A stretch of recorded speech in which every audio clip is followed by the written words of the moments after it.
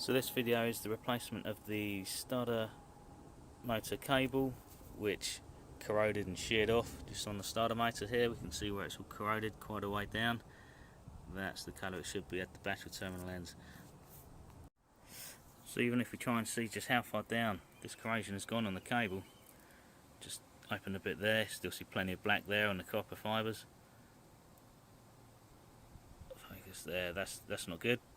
So that's probably gone quite a way down. I did consider just getting a new end and making an end up in the car, but when I saw how bad it was, I thought I'd go straight for a pre-made cable. The clamps are already in the car. The clamps can be quite hard to put on, especially in such a tight space, so we're just going to feed this straight through. Here's a new cable purchased straight off eBay. Ends already made up, 8mm terminals and 25mm squared cable.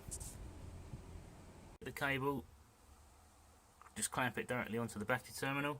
It's got to go through the rear bulkhead, following the same path as the existing main power cable, through the trunking, which I've already taken off, down to the starter motor, just down there.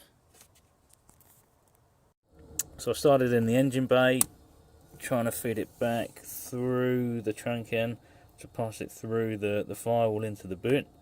I think we'll just be able to squeeze that through there with the end already made up. A little bit of wriggling, I can just see that cable coming through. Awesome, so we can grab the end and pull that through now.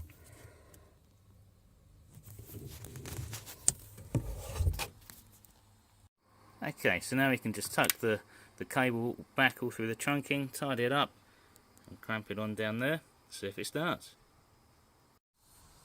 So just identifying why it happened in the first place. Okay, the cable was corroded, so that was always going to be a bad start.